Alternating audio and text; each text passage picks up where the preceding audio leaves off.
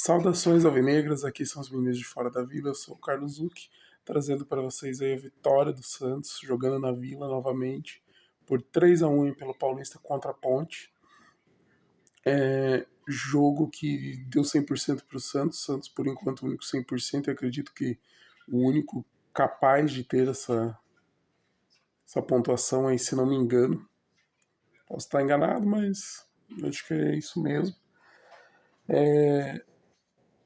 Somos líderes aí da nossa chave, começamos bem o campeonato, né, que é uma coisa diferente dos outros anos, né, que oscilou muito e a gente acabou sofrendo.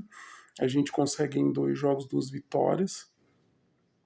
O Santos repetindo a escalação, então jogando o João Schmidt como primeiro volante, o Rincon ainda se recuperando, né, adquirindo ritmo, jogando o Pedrinho e Guilherme nas pontas, o Furt de centroavante, dupla de zaga aí formada pelo Gil e pelo Joaquim, nas laterais Aderlei e Felipe Jonathan, Pituca e Juliano para fechar meio de campo com o João Paulo no gol, né? Esse, por enquanto, intocável, incontestável. E nesse jogo, a gente teve aí um gramado um pouco mais pesado, né, por causa das chuvas, mas o gramado da Vila há anos, né, se comporta muito bem mesmo com um tempo ruim, pesado. A gente viu que algumas linhas ali sumiram por causa de tanto de chuva, né, principalmente a pequena área, mas não atrapalhou o contexto do jogo em si. O Santos foi bem no primeiro tempo. É um time que a gente já começa a ver um desenho de organização que o Carille está trazendo, que os jogadores se aproximam para dar opção de toque, de tabela. A gente consegue ver, o jogador pega na bola, já tem outros dois ali que estão mais próximos, se movimentam, tentam fazer. O jogador tá recebendo a bola, tá tocando a bola e já tá se apresentando para receber de novo, fazer um dois curto. Então a gente já vê alguns conceitos coletivos e a gente também vê alguns posicionamentos, né? Tanto ofensivo, né? O Juliano realmente tem sido maestro do Santos. Inclusive nesse jogo ele foi um grande destaque, além dos 2 gols, dando passes e criando oportunidades, sabe? Sendo um jogador decisivo, um jogador que a gente estava precisando há muito tempo. Não quero criar grandes expectativas, porque por vários motivos, né? Primeiro porque a gente é santista e tá vacinado com expectativas, né? E depois porque é um jogador que oscilou muito, né? Ele nunca foi um grande destaque. E tá muito cedo pra gente também cravar esse martelo e cravar essa ideia, né? E também a gente ainda não teve um teste real e vamos ter agora, né? O Santos vai enfrentar no fim de semana o Palmeiras fora de casa. Vai ser o primeiro grande teste para esse Santos novo do Carille. Eu não acho que, assim, não acho impossível o Santos jogar bem e até conseguir um bom resultado, mas também não vejo como um grande problema se o Santos acabar perdendo contra um time que tem um padrão de jogo já há mais tempo, com jogadores de qualidade, e a gente sendo um time ainda em formação que está bem atrás, né? E é um time que foi muito reformulado. A gente vê, assim, dos anos anteriores, do ano passado, né? Do fim do ano passado, basicamente o João Paulo e o Joaquim são os jogadores que têm jogado, né? Então, Pituca, Juliano, João Schmidt no meio de campo, é um meio de campo novo, o ataque com o Furt, o Pedrinho e Guilherme, é um ataque novo. O Gil na zaga, os 2 laterais, né? O Felipe Jonathan tava no ano passado, mas quase não jogou, né? Por causa da lesão. Então é como se fosse tipo um ano novo para ele, né? Que tá começando, entre aspas, do zero. Então tem muitas coisas pra gente analisar, tem muita coisa pra gente avaliar em cima disso, que ainda tem, assim, não dá pra criar tanta expectativa. Porém, vai ser o jogo que a gente vai enxergar melhor como que o Santos está se desenhando, se comportando, mas ele não é parâmetro da temporada, ele é um parâmetro do momento. Então a gente entender o que esse Santos pode trazer contra adversários mais qualificados. Sobre o jogo de hoje, né, o Santos como eu disse, né, jogou bem o primeiro tempo, se impôs, criou mais chances. O primeiro gol do Santos saiu aos 11, né? Então foi uma bola que foi para dentro da área, o zagueiro cortou mal, sobrou para o Juliano que encheu o pé e fez o gol. Aí depois a gente teve aos 18 cruzamento do Aderlan, a bola foi passando por todo mundo, não passou pelo Furt, que dominou e meteu pro gol. Depois disso, daí o Santos começou a controlar um pouco mais o jogo e não correu risco. No primeiro tempo não teve risco nenhum da Ponte. O Santos ainda teve algumas chances. Teve uma chance, se não me engano, com o Pedrinho. Com o Guilherme teve uma também. No final do primeiro tempo, com o Guilherme teve uma chance. E no final do primeiro tempo teve uma com o Felipe Jonathan, que o Felipe Jonathan finalizou mal, mas era para ter saído o terceiro ali já. E aí no segundo tempo, o Santos não forçou muito e foi criando uma chance ou outra, até que saiu o gol do. Saiu mais um gol do Juliano, né? Daí foi aos 11 do segundo tempo. Aos 10 do segundo tempo. E aí o cruzamento, ele aos 9 ele chegou finalizando uma bola assim que ele acabou finalizando rasteira, e daí o goleiro tirou com o pé, foi para escanteio, e daí no escanteio aos 10 ele subiu sozinho e meteu para dentro, cabeça, 3-0 Santos. O Santos continuou jogando, tentando tocar a bola, o Carille foi trocando, né? Então logo de cara entraram o Rincon e o Otero, depois entrou o Casares, no lugar de Juliano, entrou o Bigode no lugar do Furt, no final entrou até o Jorge no lugar do Felipe Jonathan, né, mas entrou bem no finalzinho já. O Santos daí já estava administrando, aos 30 saiu o gol da Ponte, né, teve uma bola jogada na área, pegou na mão do jogador do Santos, não lembro que jogador foi, mas pegou mesmo. Pênalti para a Ponte que o Elvis fez. E a Ponte até tentou um pouquinho mais, sabe? Mas assim, sem perigo, sem organização, um time bem abaixo, assim, um time que precisa se organizar melhor, lutar melhor, porque o Santos estava mais organizado. E assim, uma coisa que me chamou a atenção, os jogadores do Santos correndo muito, tentando, sabe?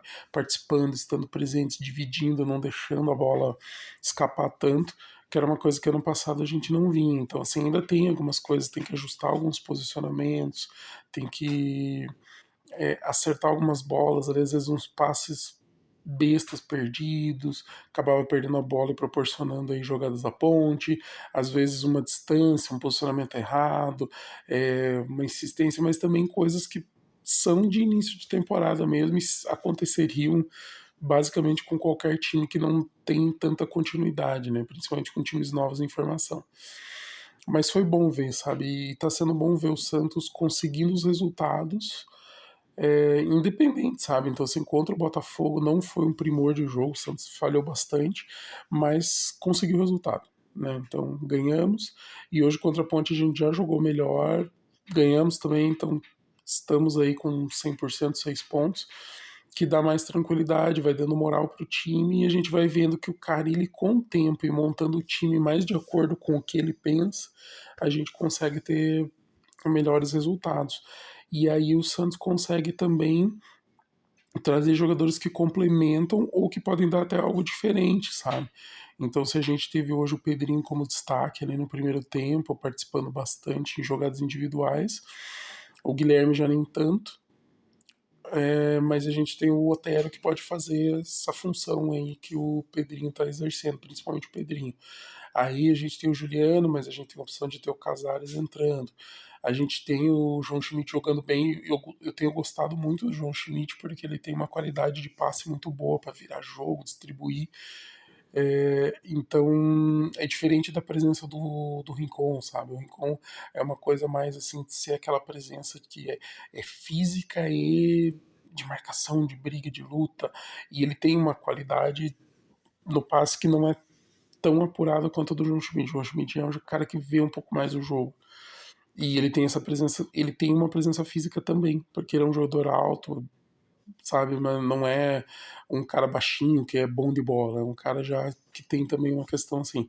Então a gente vê que tem opções, sabe? Daí a zaga com Gil e Joaquim tem se portado bem, mas a gente tem opções, né? A gente tem o Messias, eu não sei se a gente vai ter o Baço, né? Então, falando aí que tem um time chinês interessado, pode ser que logo ele saia. Dependendo da negociação com o time português, parece que o Santos não pagou uma parcela.